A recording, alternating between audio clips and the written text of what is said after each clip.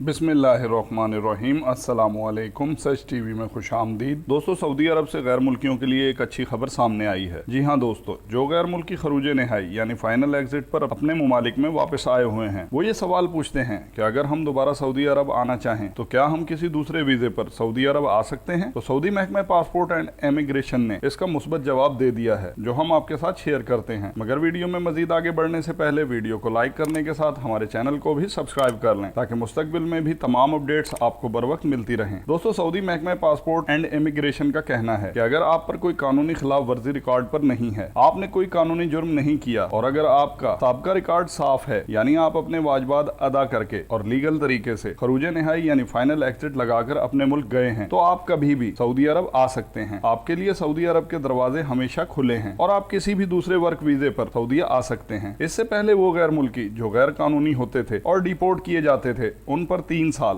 5 साल या 10 साल की पाबंदी होती थी और इस पाबंदी की मुद्दत को पूरा करने के बाद ही ऐसे गैर मुल्कियों को सऊदी अरब आने की इजाजत होती थी। मगर अब नए कानून मेहनत के मुताबिक जो गैर मुल्की गैर कानूनी होंगे और मुमलिकत से डिपोर्ट किए जाएंगे, उनको कभी भी मुमलिकत आने की दोबारा इजाजत नहीं होगी। नए कानून मेहनत के मुताबिक डिपोर्ट होने वाले सिर्फ हज उम्रा के लिए सऊदीया आ सकेंगे, लेकिन मुलाजमत के सिलसिले में अब डिपोर्ट होने वालों को सऊदीया आने की कभी भी इजाजत नहीं होगी। अगर आप कानूनी तौर पर खरूज नहाई फाइनल एग्जिट लगाकर अपने मुल्क गए हैं, तो आप किसी भी दूसरे वीजे पर कभी भी सऊदी अरब आ सकते हैं। बाकी इस बारे में जैसे मजीद अपडेट आएगी, हम बर वक्त आपके साथ शेयर करेंगे। आपका कीमती वक्त देने का बहुत शुक्रिया। अस्सलामु अलैकुम वरहमतुल्लाहि वबरकातुहू।